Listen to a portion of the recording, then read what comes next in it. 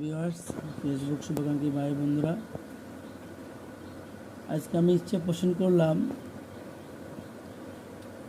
19তম NTRC শিক্ষক নিবন্ধন পরীক্ষার সিলেবাস পর্যালোচনা করার জন্য।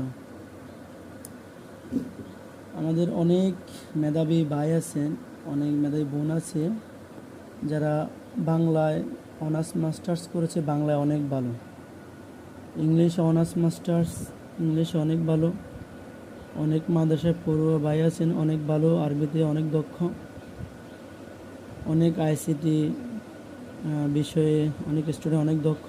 কিন্তু একটা বিষয় সমস্যা, সেটা হচ্ছে একজন স্টুডেন্টকে এনটিআরসির মাধ্যমে শিক্ষক হতে হলে তাকে 3টি ধাপ অতিক্রম করতে হবে। এর মধ্যে প্রথম যে ধাপটি, সেটা হচ্ছে প্রিলিমিনারি এক্সাম। এই প্রিলিমিনারি পরীক্ষায় আমাদেরকে 100 মার্কের পরীক্ষা দিতে হয়, যেখানে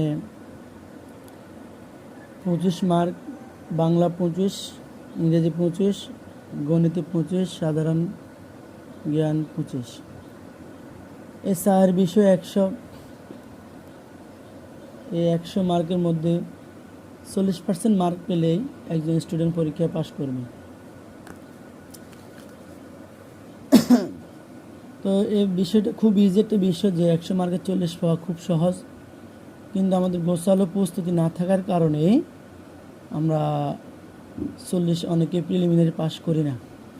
বিশেষ করে মাদ্রাসার ছাত্রদের কথা বলি, আমরা 40 মার্ক পাই না, আমাদের গোছালো একটা প্রস্তুতি না থাকার কারণে। যদি আমরা ইচ্ছা করি, যদি আমরা সিলেবাসটুকু দেখি, খুব ইজিলি আমরা 50-60 পাওয়া সম্ভব।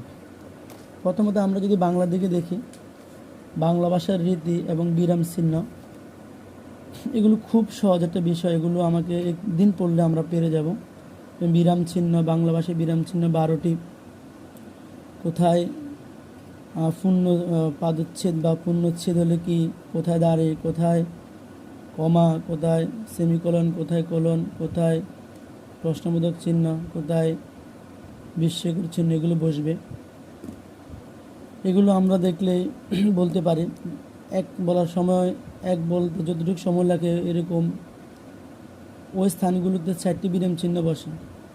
দাঁড়ি, এক্সক্লেমেশন যেটাকে আমরা বলি, বিস্ময়কর চিহ্ন যেটা, এটা